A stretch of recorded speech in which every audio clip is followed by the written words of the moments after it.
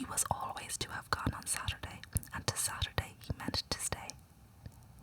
After breakfast, the girls walked to Meryton to inquire if Mr. Wickham were returned, and to lament over his absence from the Netherfield ball. He joined them on their entering the town, and attended them to their aunt's, where his regret and vexation and the concern of everybody was well talked over. To Elizabeth, however, he voluntarily acknowledged the necessity of his absence had been self-imposed. I found, said he, as the time drew near, and I had not met Mr. Darcy, that to be in the same room, the same party with him for so many hours together, might be more than I could bear, and that scenes might arise unpleasant to more than myself. She highly approved his forbearance, and they had leisure for a full discussion of it, and for all the commendation which they civilly bestowed on each other, as Wickham and another officer walked back with them to Longbourn, and during the walk he particularly attended to her. His accompanying them was a double advantage. She felt all the compliment it offered to herself, and it was most acceptable as an occasion of introducing him to her father and mother. Soon after their return, a letter was delivered to Miss Bennet. It came from Netherfield and was opened immediately. The envelope contained a sheet of elegant little hot-pressed paper, well covered with a lady's fair flowing hand, and Elizabeth saw her sister's countenance change as she read it, and saw her dwelling intently on some particular passages. Jane recollected herself soon, and putting the letter away, tried to join with her usual cheerfulness in general conversation, but Elizabeth felt an anxiety on the subject which drew off her attention even from Wickham, and no sooner had he and his companion taken leave than a glance from Jane invited her to follow her upstairs. When they had gained their own room, Jane, taking out the letter, said, "This is from Caroline Bingley. What it contains has surprised me a good deal. The whole party have left Netherfield by this time, and are on their way to town without any intention of coming back again. You shall hear what she says." She then read the first sentence aloud, which comprised the information of their having just resolved to follow their brother to town directly, and of their meaning to dine that day in Grosvenor Street, where Mr. Hurst had a house. The next was in these words: "I do not pretend to regret anything I shall leave in Hertfordshire except your society, my dearest friend, but we will hope, at some future period, to enjoy many returns of the delightful intercourse we have known, and in the meanwhile may lessen the pain of separation by a very frequent and most unreserved correspondence. I depend on you for that." To these high-flown expressions Elizabeth listened with all the insensibility of distrust, and though the suddenness of their removal surprised her, she saw nothing in it really to lament. It was not supposed that their absence from Netherfield would prevent Mr. Bingley's being there, and as to the loss of their society, she was persuaded that Jane must soon cease to regard it in the enjoyment of his. "It is unlucky," she said, after a short pause, "that you should not be able to see your friends before they leave the country, but we may not hope that the period of future happiness to which Miss Bingley looks forward may arrive earlier than she is aware, and that the delightful intercourse you have known as friends will be renewed with greater satisfaction as sisters. Mr. Bingley will not be detained in London by them. Caroline decidedly says that none of the party will return into Hertfordshire this winter. I will read it to you.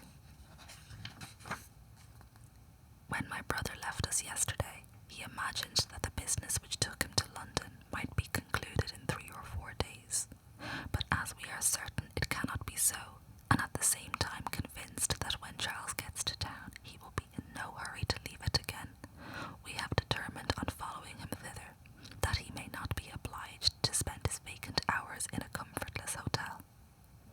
Many of my acquaintance are already there for the winter. I wish I could hear that you, my dearest friend, had any intention of making one in the crowd, but of that I despair. I sincerely hope your Christmas in Hertfordshire may abound in the gaieties which that season generally brings,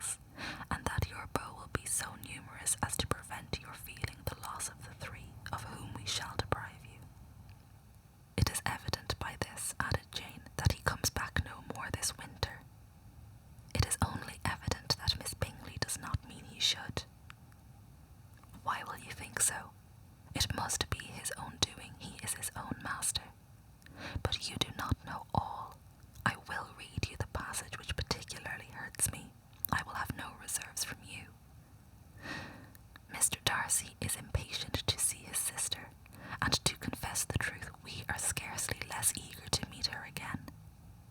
I really do not think Georgiana Darcy has her equal for beauty, elegance, and accomplishments, and the affection she inspires in Louisa and myself is heightened into something still more interesting from the hope we dare to entertain of her being thereafter our sister. I do not know whether I have ever mentioned before to you my feelings on this subject, but I will not leave the country without confiding them, and I trust you will not esteem them unreasonable.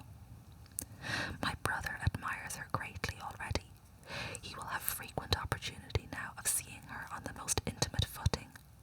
Her relations all wish the connection as much as his own, and a sister's partiality is not misleading me, I think, when I call Charles the most capable of engaging any woman's heart.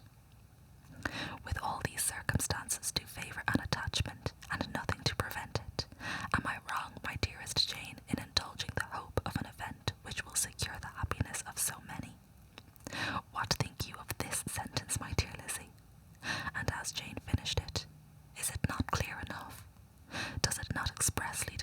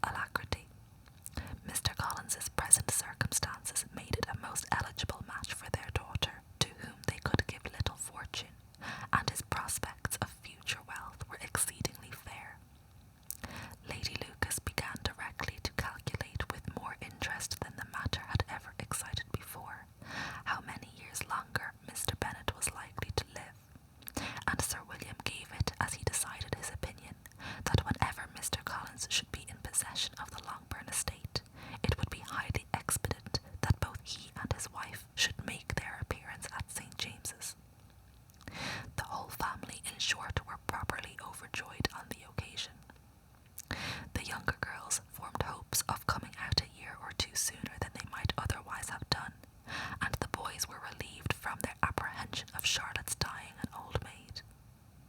Charlotte herself was tolerably composed. She had gained her point and had time to consider it. Her reflections were in general satisfactory. Mr. Collins, to be sure, was neither sensible nor agreeable. His society was irksome, and his attachment to her must be imaginary. But still he would be her husband. Without thinking highly either of men or of matrimony, marriage had always been her object. It was the only honourable provision for well-educated young women of small fortune, and however uncertain of giving happiness, must be their pleasantest preservation from want. This preservation she had now obtained, and at the age of 27, without having ever been handsome, she felt all the good luck of it. The least agreeable circumstance in the business was the surprise it must occasion to Elizabeth Bennet, whose friendship she valued beyond that of any other person. Elizabeth would wonder, and probably would blame her, and though her resolution was not to be shaken, her feelings must be hurt by such a disapprobation. She resolved to give her the information herself, and therefore charged Mr. Collins, when he returned to Longbourn to dinner, to drop no hint of what had passed before any of the family. A promise of secrecy was, of course, very dutifully given, but it could not be kept without difficulty, for the curiosity excited by his long absence burst forth in such very direct questions on his return, as required some ingenuity to evade, and he was at the same time exercising great self-denial, for he was longing to publish his prosperous love.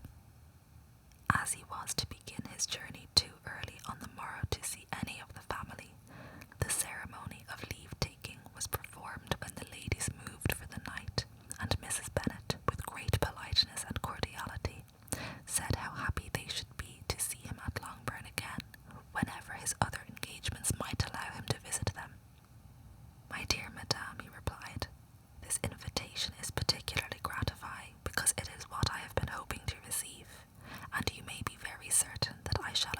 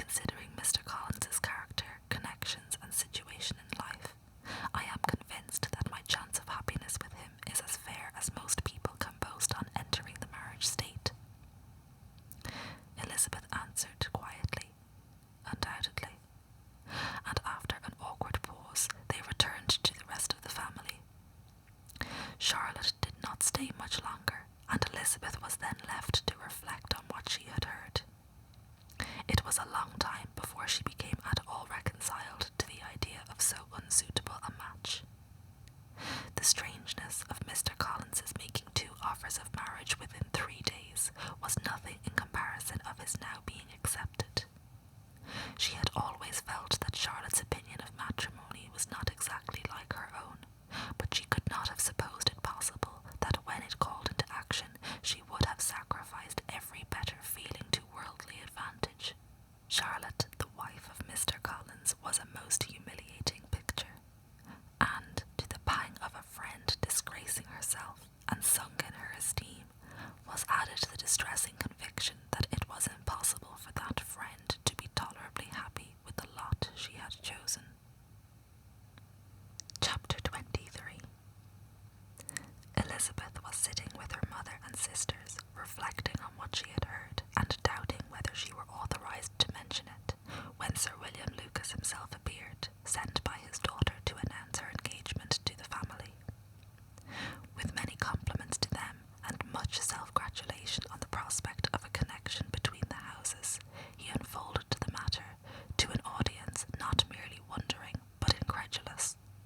For Mrs. Bennet, with more perseverance than politeness, protested that he must be entirely mistaken, and Lydia, always unguarded and often uncivil, boisterously exclaimed, "Good Lord, Sir William, how can you tell such a story? Do you not know that Mr. Collins wants to marry Lizzie?" Nothing less than the complacence of a courtier could have borne without anger such treatment, but Sir William's good breeding carried him through it all, and though he begged leave to be positive as to the truth of his information, he listened to all their impertinence with the most forbearing courtesy. Elizabeth, feeling it incumbent on her to relieve him from so unpleasant a situation, now put herself forward to confirm his account, by mentioning her prior knowledge of it from Charlotte herself, and endeavoured to put a stop to the exclamations of her mother and sisters by the earnestness of her congratulations to Sir William, in which she was readily joined by Jane, and by making a variety of remarks on the happiness that might be expected from the match, the excellent character of Mr. Collins, and the convenient distance of Hunsford from London. Mrs. Bennet was in fact too much overpowered to say a great deal while Sir William remained, but no sooner had he left them than her feelings found a rapid vent. In the first place, she persisted in disbelieving the whole of the matter. Secondly, she was very sure that Mr. Collins had been taken in. Thirdly, she trusted that they would never be happy together. And fourthly, that the match might be broken off. 2 inferences, however, were plainly deduced from the whole. One, that Elizabeth was the real cause of all the mischief, and the other, that she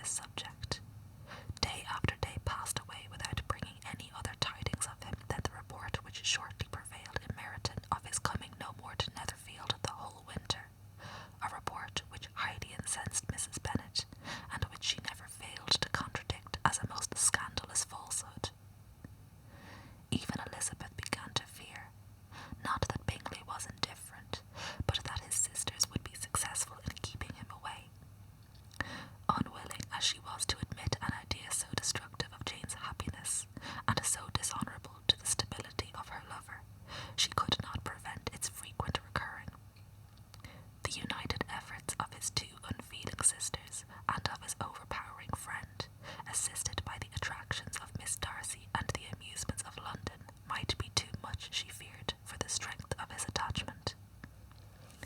As for Jane, her anxiety under this suspense was, of course, more painful than Elizabeth's, but whatever she felt, she was desirous of concealing, and between herself and Elizabeth, therefore, the subject was never alluded to. But as no such delicacy restrained her mother, an hour seldom passed in which she did not talk of Bingley, express her impatience for his arrival, or even require Jane to confess that if he did not come back, she should think herself very ill-used. It needed all Jane's steady mildness to bear these attacks with tolerable tranquillity. Mr. Collins returned most punctually on the Monday fortnight, but his reception at Longbourn was not quite so gracious as it had been on his first introduction. He was too happy, however, to need much attention, and luckily for the others, the business of love-making relieved them from a great deal of his company. The chief of every day was spent by him at Lucas Lodge, and he sometimes returned to Longbourn only in time to make an apology for his absence before the family went to bed. Mrs. Bennet was really in a most pitiable state. The very mention of anything concerning the match threw her into an agony of ill humour, and wherever she went she was sure of hearing it talked of. The sight of Miss Lucas was odious to her. As her successor in that house, she regarded her with jealous abhorrence. Whenever Charlotte came to see them, she concluded her to be anticipating the hour of possession, and whenever she spoke in a low voice to Mr. Collins, was convinced that they were talking of the Longbourn estate, and resolving to turn herself and her daughters out of the house as soon as Mr. Bennet were dead. She complained bitterly of all this to her husband. "Indeed, Mr. Bennet," said she, "it is very hard to think that Charlotte Lucas should ever be mistress of this house, that I should be forced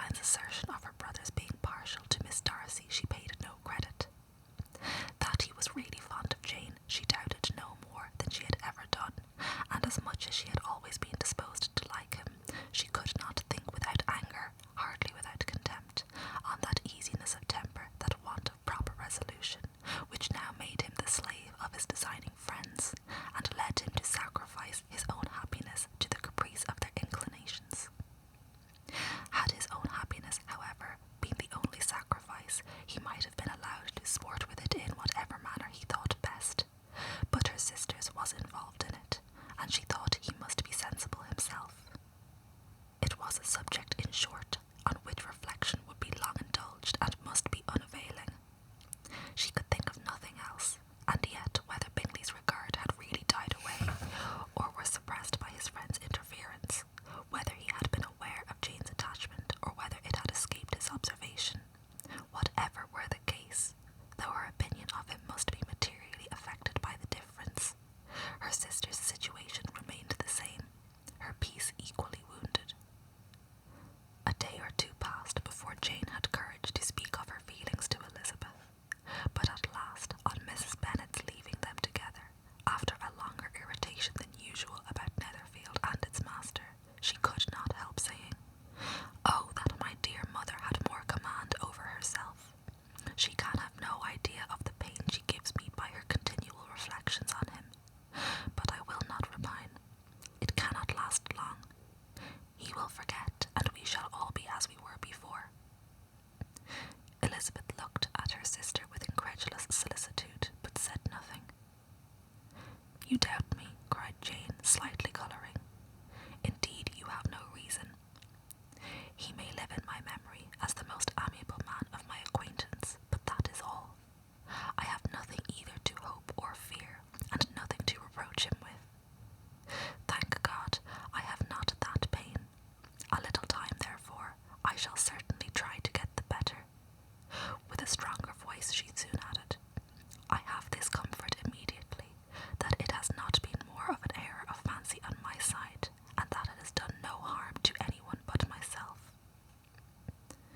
"My dear Jane," exclaimed Elizabeth, "you are too good. Your sweetness and disinterestedness are really angelic. I do not know what to say to you. I feel as if I have never done you justice or loved you as you deserve." Miss Bennet eagerly disclaimed all extraordinary merit, and threw back the praise on her sister's warm affection. "Nay," said Elizabeth, "this is not fair. You wish to think all the world respectable, and are hurt if I speak ill of anybody. I only want to think you perfect, and you set yourself against it. Do not be afraid of my running into any excess, of my encroaching on your privilege of universal goodwill. You need not. There are few people whom I really love, and still fewer of whom I think well.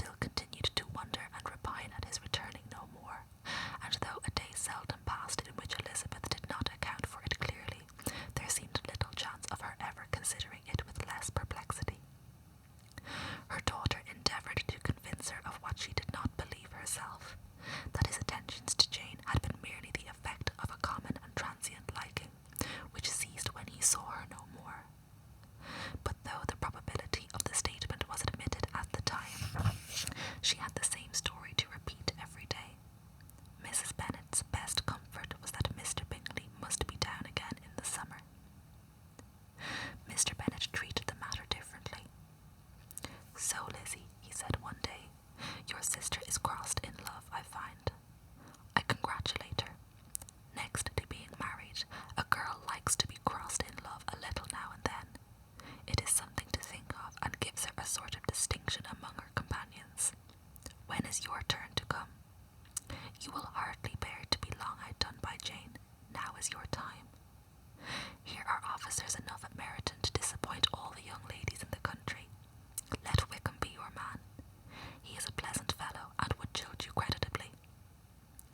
"Thank you, sir, but a less agreeable man would satisfy me. We must not all expect Jane's good fortune." "True," said Mr. Bennet, "but it is a comfort to think that, whatever that kind may befall you, you have an affectionate mother who will always make the most of it." Mr. Wickham's society was of material service in dispelling the gloom which the late perverse occurrences had thrown on many of the Longbourn family. They saw him often, and to his other recommendations was now added that of general unreserve. The whole of what Elizabeth had already heard, his claims on Mr. Darcy, and all that he had suffered from him, was now openly acknowledged and publicly canvassed, and everybody was pleased to think how much they had always disliked Mr. Darcy before they had known anything of the matter. Miss Bennet was the only creature who could suppose there might be any extenuating circumstances in the case, unknown to the society of Hertfordshire. Her mild and steady candour always pleaded for allowances and urged the possibility of mistakes. But by everybody else, Mr. Darcy was condemned as the worst of men. Chapter 25.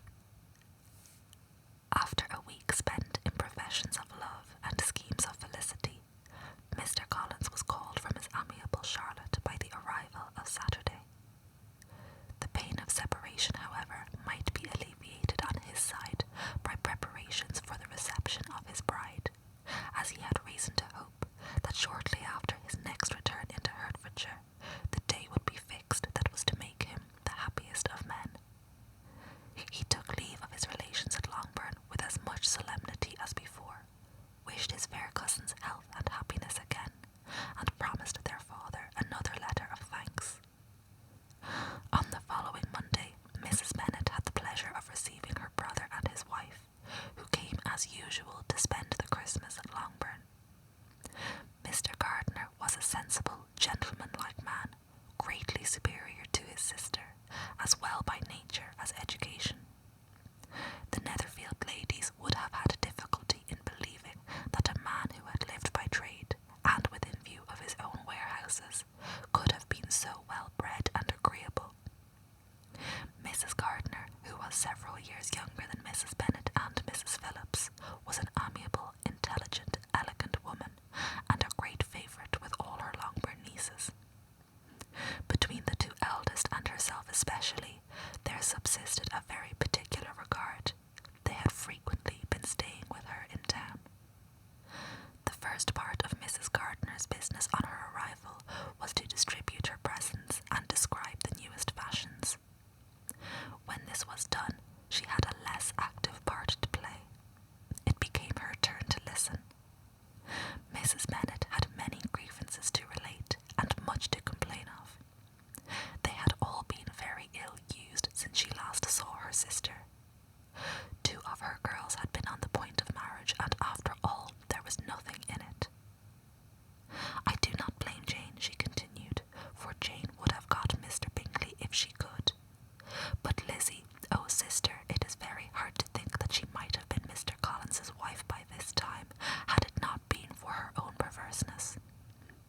He made her an offer in this very room, and she refused him. The consequence of it is that Lady Lucas will have a daughter married before I have, and that Longbourn estate is just as much entailed as ever. The Lucases are a very artful people indeed, sister. They are all for what they can get. I am sorry to say it of them, but so it is. It makes me very nervous and poorly to be thwarted so in my own family, and to have neighbours who think of themselves before anybody else. However, your coming just at this time is the greatest of comforts, and I am very glad to hear what you tell us of long sleeves." Mrs. Gardiner, to whom the chief of this news had